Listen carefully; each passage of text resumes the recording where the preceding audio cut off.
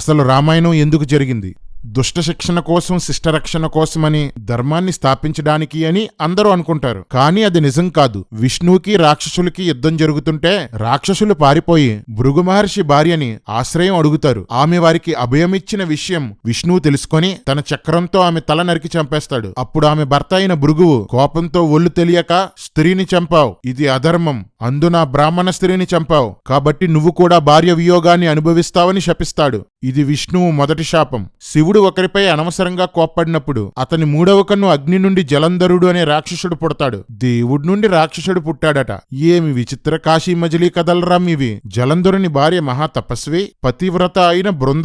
జలంధరునితో శివుడు యుద్ధం చేసి గెలవలేకపోతుంటాడు. బృంద పాతివ్రత్యం పోతేనే గెలవగలను అనుకున్న శివుడు బృంద దగ్గరకు విష్ణువును పంపుతాడు. విష్ణువు జలంధరుడి రూపంలో 2 కోతులను రుజువుగా బృంద దగ్గరకు తీసుకువెళ్లి నేను యుద్ధం గెలిచేశాను అని చెప్పి ఆమెతో రమిస్తాడు. అలా కొంతకాలం విష్ణువు జలంధరుని భార్యను అనుభవిస్తుండగా అతడు విష్ణువు అని ఆమె తెలుసుకొని నువ్వు భార్యకు దూరమై కోతుల సహాయాన్ని అర్థిస్తావని శపించి అగ్నిని సృష్టించి దూకబోతుంటే ఆమె సౌందర్యాన్ని మర్చిపోలేని విష్ణువు ఆపడానికి చూస్తాడు. అయినా ఆమె అగ్నిలోనికి దూకి ఆత్మహత్య చేసుకుంటుంది. ఆమె పాతివ్రత్యం పోవడంతో జలంధరుణ్ణి శివుడు చంపేస్తాడు. ఇది విష్ణువు రెండో శాపం. వైకుంఠానికి జయ విజయులు అనే 2 ద్వారపాలకులుంటారు. ఒకరోజు విష్ణువుని చూడటానికి బ్రహ్మకుమారులు ముని రూపంలో వైకుంఠానికి బయలుదేరతారు. ద్వారపాలకులు వారిని అడ్డుకునేసరికి వారు కోపంతో 7 జన్మలు విష్ణువుకి భక్తులుగా భూమి మీద జన్మించాలి, లేదా 3 జన్మలు విష్ణువుకి శత్రువులుగా భూమి మీద జన్మించాలని శపిస్తారు. జయ విజయులు 7 జన్మలు విష్ణువుకు దూరంగా ఉండలేం, 3 జన్మలు శత్రువులుగా పుడతామంటారు.